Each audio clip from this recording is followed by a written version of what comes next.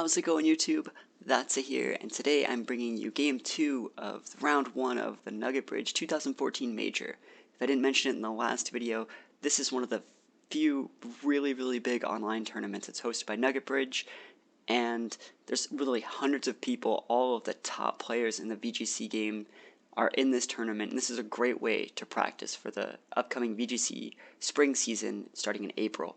So this is a Swiss format, cuts to like top 32 with literally a few hundred-person tournament.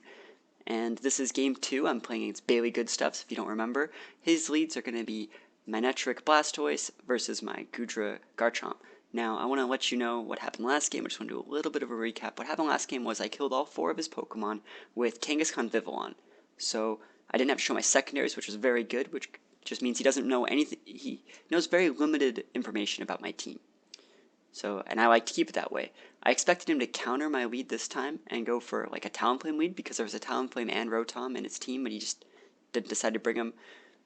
I expected him to do that to counter my Vivillon, but yeah, it didn't play out that way. He just didn't bring his Talonflame. He brought the Blastoise and Manectric. He figured the Manectric's fast enough to check the to check the Vivillon, and the Blastoise can check the Kangaskhan. I can see his thought process here, so it's a pretty good idea from him.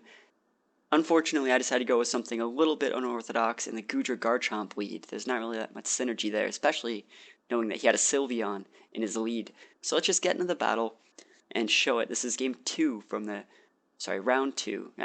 I'm wrong. Game 2, round 1 of the 2014 Nugget Bridge Major. Alright, so like I said, we with Goodra and Garchomp, a little bit cheeky, you know, because they don't have the best offensive or defensive synergy. They're both weak against the same things. He decides to Mega Evolve with the Blastoise, and I was thinking, why would he protect here? Why would he fake out here? I think he's just going to try and nuke someone with the Wonder Launcher Dragon Pulse. So I decided to go for a double Protect. Luckily for me, the Manectric protects, which means his Protect is going to be on cooldown next turn.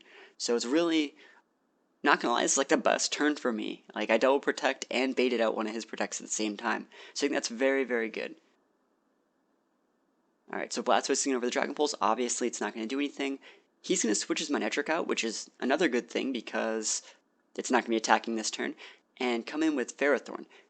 Now, my Garchomp's going to Dragon Claw the Blastoise, and I used to run a Life Orb Garchomp. This one is a Citrus Berry. You can see I'm trying to nuke his Blastoise, but I'm going to have to trade my Garchomp for it. Only reason why I let Garchomp die there, I could have probably switched to something to stop that, most definitely. But I wanted the potential to nuke the Blastoise. Let me just pause it for a second, talk about what happens. So, I've seen 3 of his Pokemon, right? I've seen Blastoise, Manectric, and Ferrothorn. I'm okay fighting my Garchomp there because the only reason why I brought Garchomp in the first place was to check the Talonflame, who was supposed to check my Vivillon. Since I'm not bringing Vivillon anyways, and I don't see Talonflame because he would have brought it out already, probably, he probably would have switched in the Talonflame for the Ferrothorn expecting an Earthquake. So, that's why I thought it was okay to fodder my Garchomp.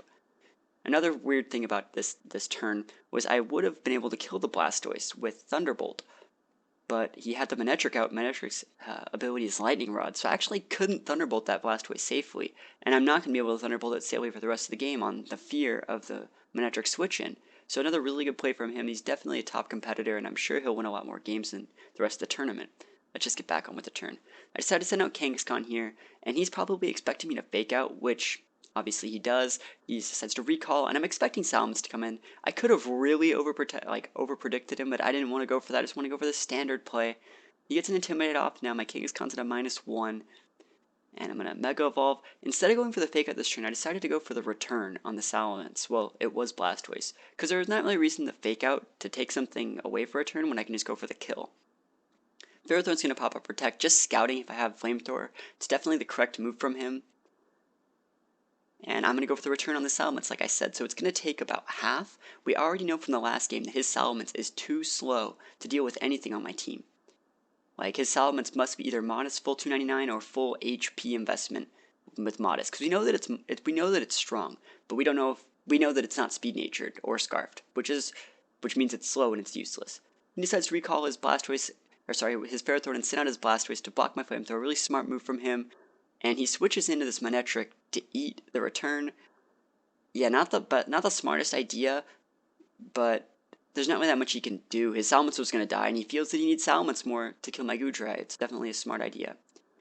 this turn I decided to go for Protect, and he goes for the nuke on my Kangaskhan. Now, a couple things happen. I weighed them when I was making my turn. He goes for the Fake Out and the Thunderbolt, nuking my Kangaskhan.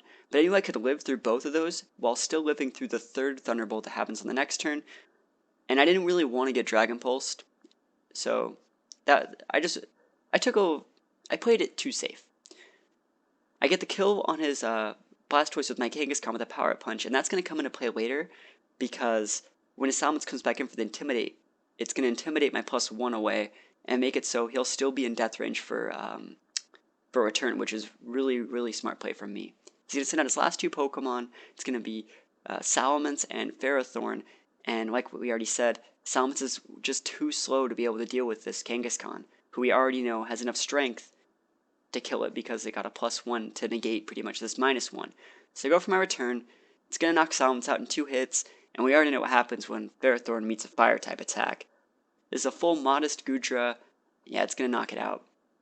My Goodra also had a Bomb Berry for anyone who was wondering, so it would have been able to 1v1 Salamence or potential Garchomp or Blastoise. So that was Game 2, Round 1 from the 2013 Nugget Bridge Major. Or sorry, I said 2013, didn't I? It's 2014. It's definitely 2014. So I hope you guys enjoyed the battles. I'm gonna probably upload the rest of my tournament games here. I just wanted to get these out there so we have some kind of content for this tournament. Anyways, thank you for watching the battle. I'll probably leave a link to Bailey Stuff's Nugget Bridge profile if you guys want to message him. And yeah, thank you for watching, and I will see you guys next time.